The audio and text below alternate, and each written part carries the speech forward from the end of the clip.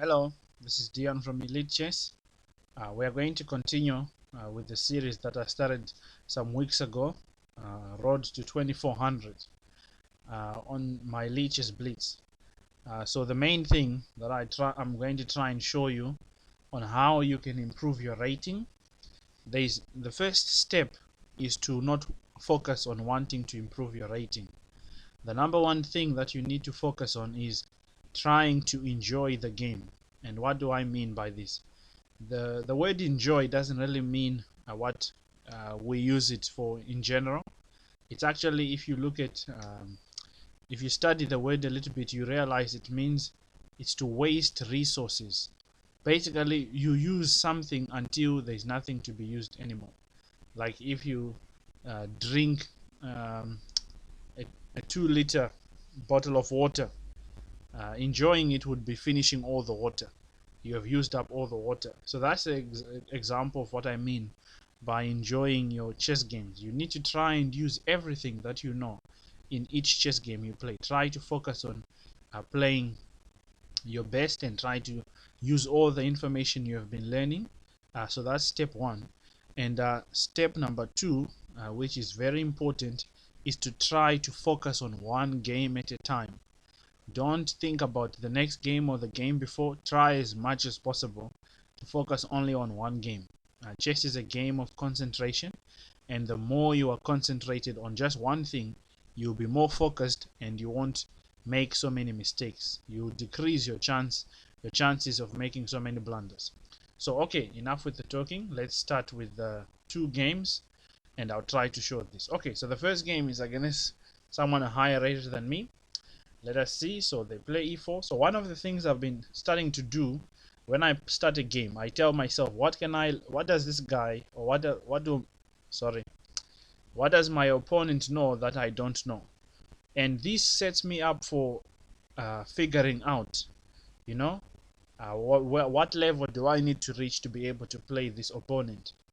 And that's a very vital question, because you must always be challenging yourself in chess. It's very important. So in this position, we've played the Rui Lopez Exchange variation. I haven't really played it well, if I must be honest. I just sort of made some moves, and my opponent looks like he knows this opening better than me. So, but yeah, we need to try anyways to enjoy the position, because at least the most important thing, I haven't really given away too much advantages. He was planning to bring his knight here, so I have the two bishops, which gives me at least good compensation for my bad development, and I have an open file. Here, so yeah, I mean, at the moment, so far so good. Let me also try to make some threats. I have a simple threat of taking a pawn. My opponent sees it and defends against the threat, and now I can develop my knight and bring it into the game.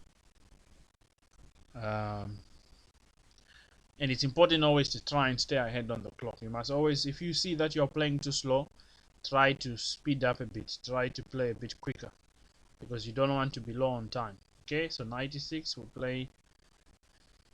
So let's see the idea. He gives away the bishop. What does he want me to do? Where does he want mine? I don't believe it. I'll just take. Okay, so he wanted to bring his rook there. There's something to attack in his position, so let me go and do that. Attack the rook and the pawn. In the middle game, it's always important to try to look for targets to attack in the opponent's position. Okay, so he brings his queen here, attacking my queen. Let's see. Because I have the two bishops against the two knights, I should be able to... Oh, my mistake. I took the wrong piece. Okay, I'll have to resign now. Oh, that wasn't good. I was busy calculating the endgame and forgot to take the right piece. All right, but yeah, it's not a sprint, it's a marathon. Let's play another game. Okay, e4, e5 again. So let's figure out what Ludstick knows that I don't know. So he plays, I think he wants to play the Latvian gambit. Okay, not that. Um, let's just develop pieces and try to figure out. Yeah, so now this will give my first point more credit. I played badly in the last game, so many players, if they want to improve their rating, they'll start to panic, they'll start to be very upset, and they'll be angry and all of that. But the best practice is forget the last game. Try to focus only on this game. It is enough to worry on one game. Each game brings enough trouble of its own, so there is no point in you worrying about what you could have done. It didn't happen, it didn't happen. You must just focus now and get on with it. Okay, so my opponent makes a very strange move. Um, Basically weakens his pawns. Um, but it's interesting to find out what my plan is. I think let's attack his center.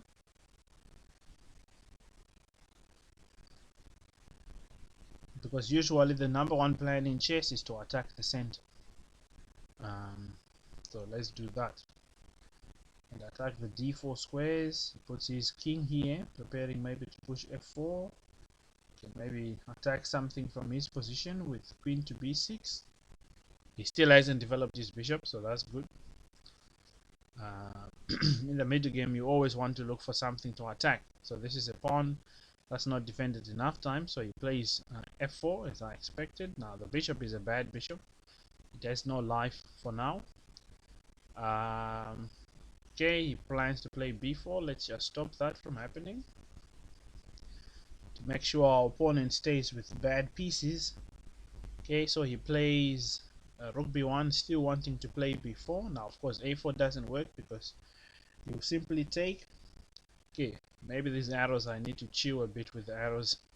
They costed me. Ooh, that was a blunder. Right? Yeah. Takes d4, which wins material.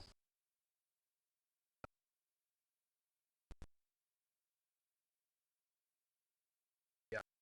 Sensing that something is wrong. Yeah. Spots it. Because I don't really have the luxury to take here as I would like, but nevertheless, let's do it because there's nothing better. Yeah, I don't really have anything better than this. I'll lose a piece for 2 pawns, it's fine. These pieces are not developed, so at least there's compensation, and I'm way ahead on the clock, so that's also a good thing.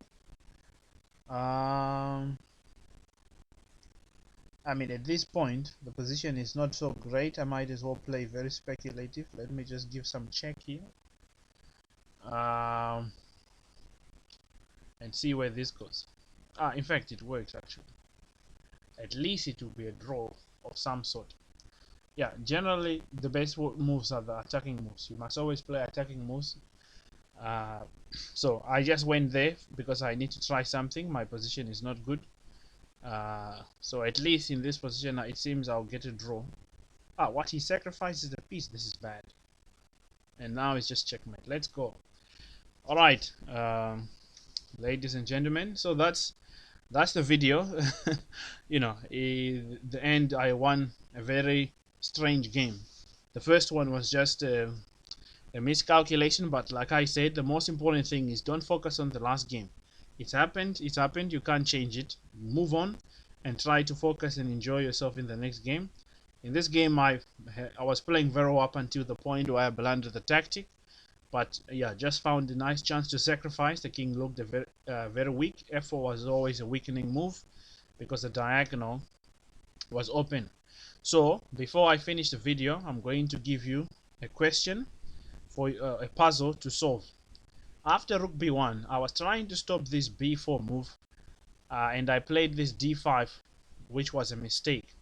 How would you stop the b4 move and keep your advantage here as black? So I look forward to seeing what you think about the position. Make sure to write your comments down below, and thank you so much, and I hope that you've taken some things from this video. As always, keep chessing. Bye bye.